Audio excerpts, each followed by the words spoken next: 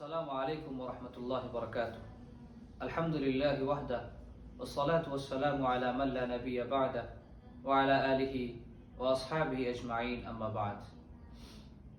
میرے عزیز دوستو، آج ہم شعبان المعظم کے مہینے میں داخل ہو چکے ہیں اور تقریباً آدھا مہینہ گزر چکا ہے، اور ہم ایک ایسی رات سے قریب ہو رہے ہیں جس میں کچھ کام ایسے مسلمانوں کے ذریعے کیے جاتے ہیں جس کا اسلام سے کوئی تعلق نہیں. تو چلیے اس ویڈیو میں آپ لوگوں کو شعبان کے تعلق سے اور نصف شعبان کے تعلق سے چند باتیں بتاؤں گا. تو چلیے سب سے پہلے جانتے ہیں شعبان کے مہینے کے بارے میں. شعبان کے مہینے کے بارے میں اللہ کے رسول صلی اللہ علیہ وسلم کے جو کام ہوا کرتے تھے، جو اعمال تھے، حدیث میں آتا ہے کہ اللہ کے رسول صلی اللہ علیہ وسلم شعبان کے مہینے میں نفل نمازیں زیادہ پڑھنے لگتے تھے اور روزے زیادہ رکھا کیا کرتے تھے، اور صحابہ کرام رضوان اللہ علیہ مجمعین اللہ کے اس طریقے کو اپناتے تھے اور اس کو سنت سمجھتے تھے.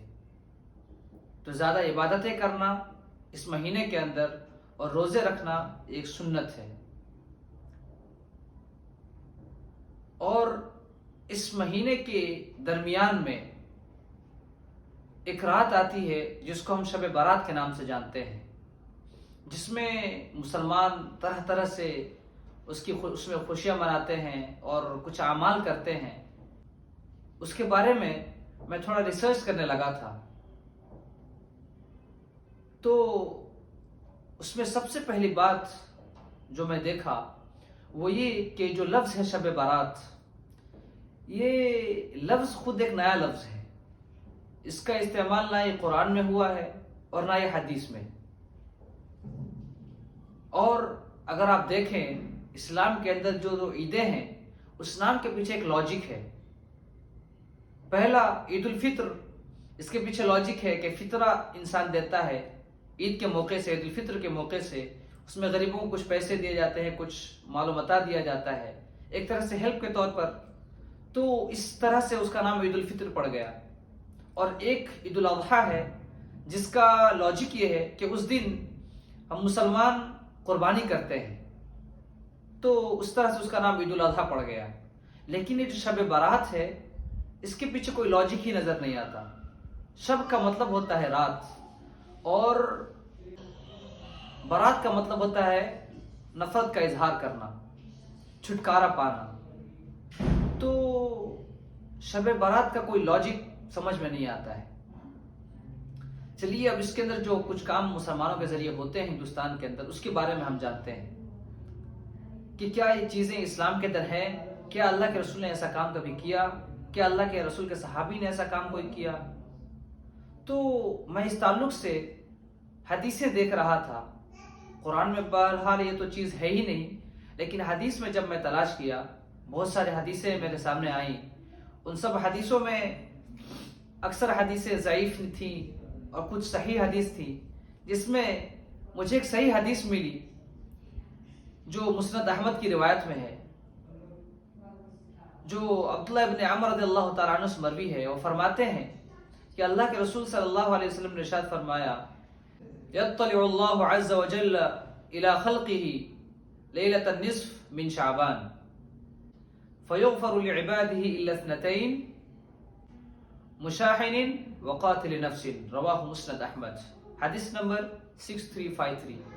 اس حدیث کے اندر اللہ کے رسول صلی اللہ علیہ وسلم نے ارشاد فرمایا کہ اللہ تبارک و تعالی شعبان کی آدھی رات میں اپنے بندوں سے قریب ہوتا ہے اور اپنے بندوں کی مغفرت فرماتا ہے، مگر دو لوگوں کے. ایک وہ جو دوسروں سے دشمنی رکھتا ہو، بغض و عداوت رکھتا ہو، کینہ رکھتا ہو، اور دوسرا وہ جو خودکشی کیا ہو.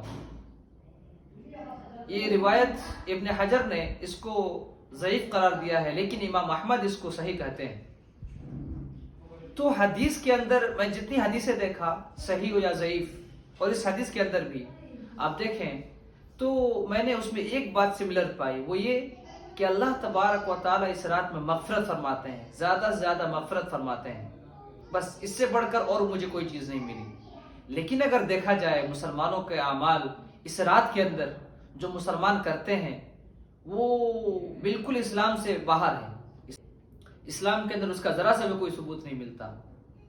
اس رات میں مسلمان جو کام کرتے ہیں وہ کچھ ایسے ہیں کہ وہ گھروں میں کھانا پکاتے ہیں, ایک اسپیشل ڈش بنتا ہے جس کے پیچھے ان کا عقیدہ ہوتا ہے کہ ان کے مرحومین یا اس کے گھر کے گزرے ہوئے لوگ اس رات کو آتے ہیں اور اس میں سے کھاتے ہیں اور پھر چلے جاتے ہیں.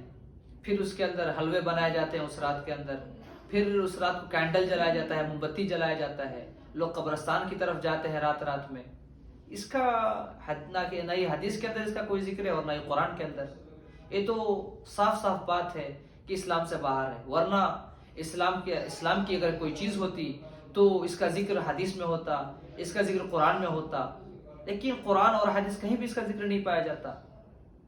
تو میرے دوستو یہ چیزیں جو ہیں اسلام کے اندر اس کا کوئی کانسیپٹ ہی نہیں, ایسی کوئی بات اسلام کے اندر ہے ہی نہیں. تو جو بات اسلام نے نہیں سکھایا, جو بات اللہ کے رسول نے ہمیں نہیں سکھایا, وہ چیز بدعت ہے. تو میری آپ سے گزارش ہے کہ اگر ویڈیو آپ کو شب برات سے پہلے اگر آپ کو یہ ویڈیو ملے تو آپ اس کام کو آج سے ہی کرنا چھوڑ دیں, اس شعبان سے ہی اپنے اس کام کو چھوڑ دیں اور اپنے دوسروں تک اس ویڈیو کو پہنچائے تاکہ لوگ اس کے جانکار بنیں اور وہ بھی اس کام کو چھوڑ دیں. اور اللہ تبارک و تعالیٰ سے میں آخر میں دعا کروں گا کہ اللہ تبارک و تعالیٰ ہم سب کو غلط کام سے بچائے رکھے اور صحیح دین کی سمجھ عطا فرمائے, صحیح کام کرنے کی توفیق عطا فرمائے. آمین. وآخر دعوانا الحمدللہ رب العالمین. السلام علیکم ورحمۃ اللہ وبرکاتہ.